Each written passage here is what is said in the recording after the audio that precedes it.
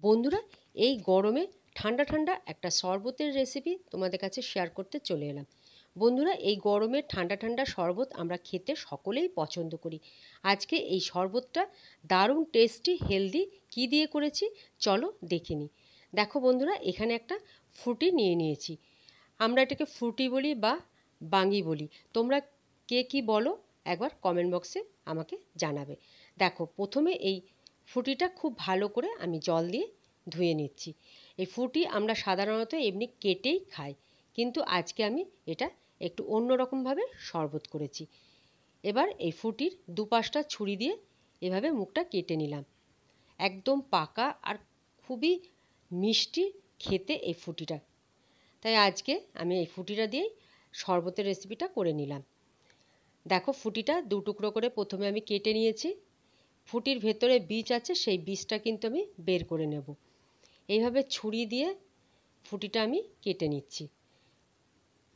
এই ফ্রুটি দিয়ে একবার তোমরা এরকমভাবে শরবত বানিয়ে খেয়ে দেখবে, বা ফ্রুটি দিয়ে কোনো জুস বানিয়ে নেবে, খেতে কিন্তু দারুণ লাগে। অনেক সময় বাচ্চারা খেতে চায় না, কিন্তু একবার এইভাবে শরবত বা ফ্রুটির জুস বানিয়ে দিলে তারা কিন্তু খুব আনন্দ করে খেয়ে নেবে। দেখো, এবার ফ্রুটির বীজগুলো ফেলে খোসাটা খুব ভালো করে ছাড়িয়ে নিয়েছি। ছুরির সাহায্যে টুকরো টুকরো করে আগে আমি ফ্রুটিটা কেটে নিচ্ছি।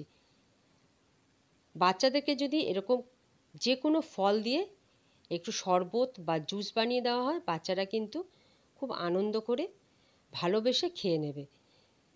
কিন্তু তাদেরকে যদি ফল কেটে দেওয়া হয় তারা খেতে চায় না। তার জন্য এইভাবে যে কোনো ফল দিয়ে কিন্তু তোমরা জুস বা শরবত বানিয়ে বাচ্চাদের দিতে পারো। দেখো, এবার ওই ফ্রুটিগুলো টুকরো করে কেটে নিয়েছি। এবার মিক্সির বাটির মধ্যে বা মিক্সির জারের মধ্যে টুকরো করে রাখা ফ্রুটিগুলো নিয়ে নিলাম। ফ্রুটির টুকরোগুলো নিয়ে নিলাম। খুব মিষ্টি ফ্রুটি, তার জন্য আমি এখানে 2 চামচ পরিমাণে চিনি দিলাম, আর খুব সামান্য 1 চিমটি লবণ দিলাম। এতে এই শরবতের টেস্টটা কিন্তু দারুণ হবে। দিয়ে দিচ্ছি ঘরে পাতা দই। দইটা আমি আজকেই পেতেছিলাম, তার জন্য দইটা খুব ভালোভাবে জমাট বাঁধেনি, কিন্তু এই দইটা খেতে খুব টেস্ট। ঘরে পাতা দই আমি প্রায় 2 কাপের মতন এখানে দিয়ে দিলাম। খুব ভালো করে আমি এটা পেস্ট করে নিয়ে চলে আসছি। দেখো, খুব ভালো করে পেস্ট করে নিয়েছি।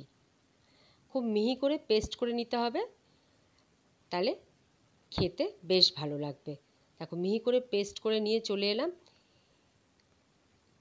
আমি এখানে দই দিয়েছি, তোমরা চাইলে দইয়ের বদলে কিন্তু দুধও ব্যবহার করতে পারো। এবার 2টো গ্লাস নিয়ে নিয়েছি, তার মধ্যে দিয়ে দিচ্ছি কয়েক টুকরো বরফের কুচি। বেশ ঠান্ডা ঠান্ডা এই শরবতটা বা জুসটা খেতে খুব ভালো লাগবে।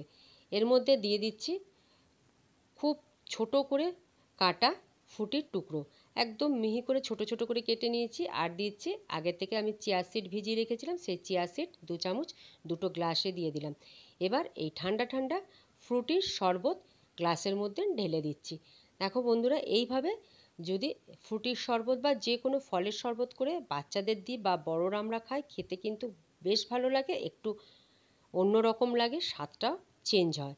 আবারও ওপর থেকে চামচে করে একটুখানি দিয়ে দিচ্ছি চিয়া সিড। চিয়া সিডটা তোমাদের কাছে থাকলে অবশ্যই দেবে। আর দিয়ে দিচ্ছি 2 চামচ করে আবারও একটু করে ফ্রুটির টুকরো, আর 2টো ফ্রুটির স্লাইস সাইড দিয়ে দিয়ে দিলাম, এতে দেখতে বেশ ভালো লাগবে। 2টো স্ট্র দিয়ে দিলাম। এবার এই ঠান্ডা ঠান্ডা 1 গ্লাস ফ্রুটির শরবত বা ফ্রুটির জুস বাচ্চাদেরকে এইভাবে যদি দেওয়া হয়, বাচ্চারা কিন্তু আনন্দ করে খেয়ে নেবে। বন্ধুরা, আজকের এই ফ্রুটির শরবতের রেসিপিটা তোমাদের নিশ্চয়ই ভালো লেগেছে। ভালো লাগলে লাইক করবে, শেয়ার করবে। আর তোমরাও কিন্তু ফ্রুটি এখন বাজারে অ্যাভেলেবেল আছে, তোমরাও এই সময় ফ্রুটির শরবত এইভাবে করে খেয়ে দেখতে পারো, খেতে কিন্তু বেশ ভালো লাগে। রেসিপিটা ভালো লাগলে লাইক করবে, শেয়ার করবে, অবশ্যই চ্যানেলটাকে সাবস্ক্রাইব করে পাশে থাকবে। বেল আইকন অল করে দেবে, তাহলে আমার আপলোড করা ভিডিওর নোটিফিকেশন সবার আগে তোমাদের কাছে পৌঁছে যাবে। পুরো ভিডিওটা দেখার জন্য অসংখ্য ধন্যবাদ।